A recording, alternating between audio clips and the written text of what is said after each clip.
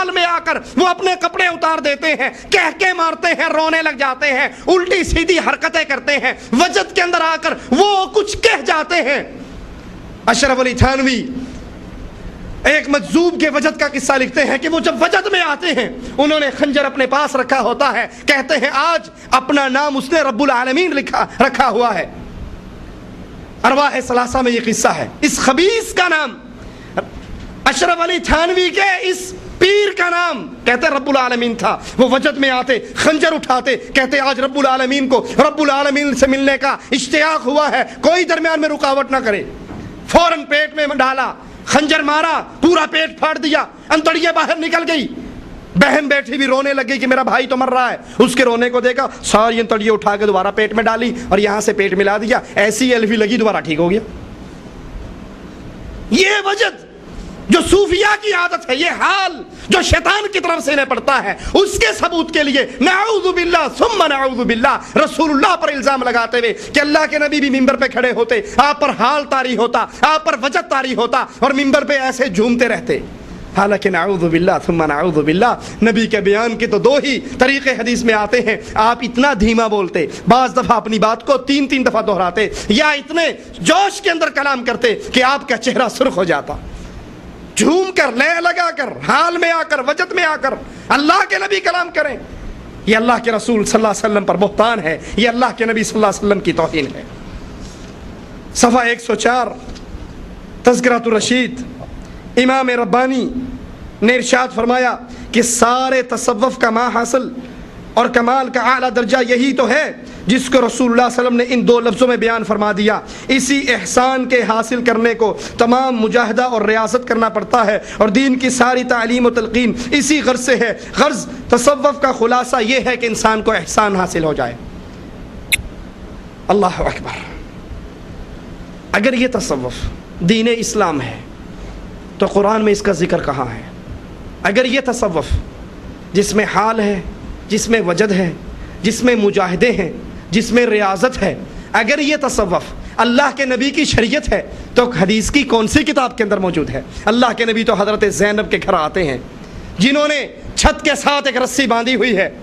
آپ پوچھتے ہیں یہ رسی کیسی ہے؟ جواب دینے والا کہتا ہے جب زینب نماز پڑھتے پڑھتے تھک جاتی ہے تو اس رسی کو پکڑ کے ٹیک لگا کے پھر اس رسی کے سہارے کھڑی ہو کر نماز پڑھتی ہے۔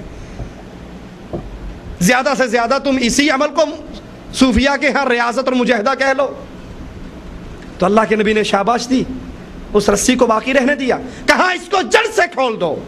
اور زینب نماز پڑھتے ہوئے جب تو تھک جائے سو جا، کیونکہ تجھ پہ تیرے جسم کا حق ہے۔ اللہ کے نبی نے فرمایا عشاء کی نماز کوئی پڑھ کے جماعت سے سو جائے، پھر فجر کی نماز پڑھے، جماعت سے اٹھ کر نماز پڑھے، یہ بظاہر سوتا رہا، لیکن ان 2 نمازوں کو جماعت سے پڑھنے کا اللہ اتنا اجر دیتا ہے کہ اس سوتے ہوئے کے کھاتے کے اندر بھی ساری رات کا قیام لکھ دیتا ہے۔ یہ اللہ کے نبی کی شریعت ہے۔ لیکن یہ تصوف جو الف سے لے کر یہ تک کفر اور شرک کا عقیدہ ہے، جس کی تعریف ابن عربی کچھ یوں کرتے ہیں: العبد رب والرب عبد یا لیت شعری من المکلف ان قلت عبد فذاک رب او قلت رب انی یکلف۔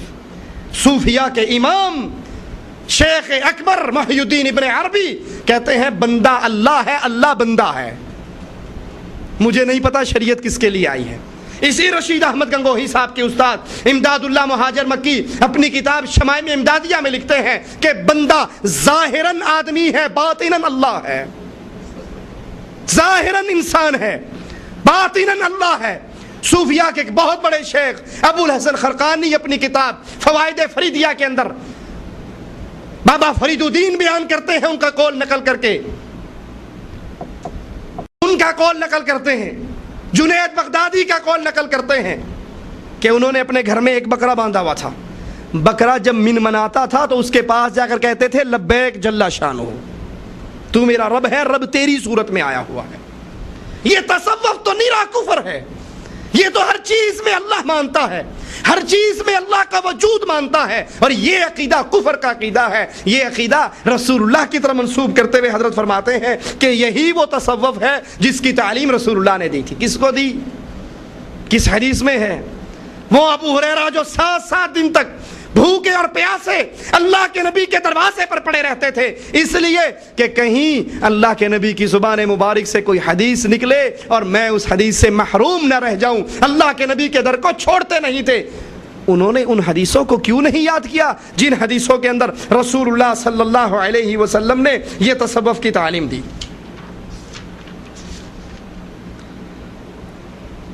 صفحہ 111 مزدلفہ کے حج کے مسائل بیان کرتے ہوئے فرماتے ہیں، مزدلفہ میں 2 اقامت 2 اذان اور 1 اذان 2 اقامت، 1 اذان 1 اقامت ثابت ہوئی ہے۔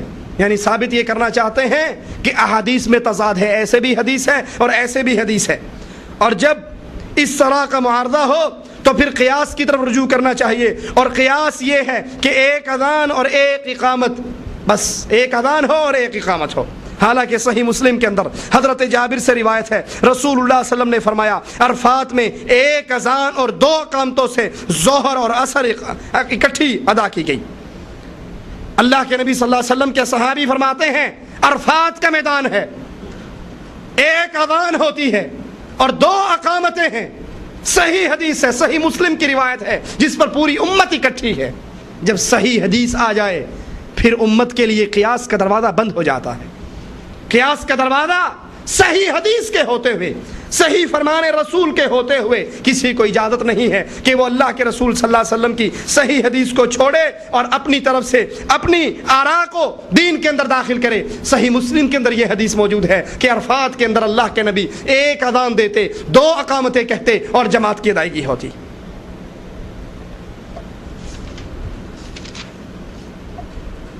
قرآن قبر کے اوپر بیٹھ کر پڑھنا عام مسئلہ ہے بر صغیر کے اندر۔ انسان مر جاتا ہے، مولوی کو بلاتے ہیں، قاریوں کو بلاتے ہیں اور اس کی قبر پہ اذان دی جاتی ہے، دال مسور بکھیری جاتی ہے، قرآن کی تلاوت کی جاتی ہے۔ تو حضرت فرماتے ہیں قبر پہ قرآن پڑھوانا درست ہے اگر اللہ کی طرف توجہ ہو۔ میں نے پھر آپ سے ابتدا میں آپ کو یاد کروایا تھا، یاد کیجئے، ہر عمل کی قبولیت کی 2 شرطیں ہیں۔ ایک وہ عمل اللہ کی رضا کے لیے ہو، دوسرا وہ عمل رسول اللہ صلی اللہ علیہ وسلم کی سنت کے مطابق۔ اگر اللہ کے رسول کی سنت نہیں تو حدیث میں بڑا عجیب قصہ آتا ہے، واللہ سنیے۔ ایک شخص کو اللہ کے نبی دیکھتے ہیں کچھ کمزور ہوئے ہوئے، کہتے ہیں کیا بات ہے، تو کچھ کمزور لگ رہا ہے۔ کہا اللہ کے نبی صلی اللہ علیہ وسلم 1 سال سے روزے رکھ رہا ہوں، 1 سال سے۔ اور روزے رکھنے والے کون ہیں؟ صحابی رسول۔ 1 سال سے روزے رکھ رہا ہوں اور 1 سال سے تہجد کی نماز ادا کر رہا ہوں۔ جوان ہوں، آخرت کا سامان زاد راہ اکٹھا کرنا ہے۔ جواب میں فرماتے ہیں میرے صحابی، اللہ نے نہ تیرا کوئی روزہ قبول کیا ہے اور نہ ہی رات کی کوئی 1 رکعت قبول کی ہے۔ کیوں؟ عمل اتنا بڑا ہے اور عمل کرنے والا مولوی ملا نہیں، نبی کا صحابی ہے، لیکن اللہ کے دربار میں قبول اس لیے نہیں ہوا کہ اس عمل پر محمد الرسول اللہ کی مہر نہیں ہے۔ سفر کے اندر جہاد کا سفر ہے، نبی روزہ افطار کر لیتے ہیں کہ کفار سے کبھی بھی ٹاکرا ہو سکتا ہے۔ کچھ صحابہ سوچتے ہیں ہم قوی ہیں، ہم برداشت کر سکتے ہیں، ہم روزہ پورا کریں گے، زیادہ ثواب لے لیں گے، اور جنگ کی حالت کے اندر بھی ہم کمزور نہیں پڑنے والے۔ نبی کو اطلاع دی جاتی ہے، اللہ کے نبی صلی اللہ علیہ وسلم فرماتے ہیں اولئک العصاة، یہ نافرمان، یہ نافرمان، یہ نافرمان، 3 مرتبہ آپ نے فرمایا کہ یہ نافرمان ہے جو نبی صلی اللہ علیہ وسلم کے عمل کے بعد اس کے خلاف عمل کرتے ہیں۔ قرآن قبر پہ بیٹھ کر مردے کے لیے پڑھنا دین ہوتا تو اللہ کے نبی اپنے اصحاب کرام کو لے جا کر خدیجہ کی قبر پہ نہ پڑھتے، ام کلثوم کی قبر پہ نہ پڑھتے، رقیہ کی قبر پہ نہ پڑھتے، ابراہیم کی قبر پہ نہ پڑھتے، چچا حمزہ کی قبر پہ نہ پڑھتے۔ اگر یہ دین ہے تو بتائیے اللہ کے نبی کی کوئی 1 حدیث، اگر یہ دین ہے کسی 1 صحابی کا عمل، اور جب اللہ کے رسول صلی اللہ علیہ وسلم کی حدیث سے ثابت نہ ہو، صحابہ کا عمل نہ ہو، تو پھر وہ عمل اللہ کی شریعت میں، اللہ کے دین کے اندر ایمان کا حصہ نہیں بن سکتا۔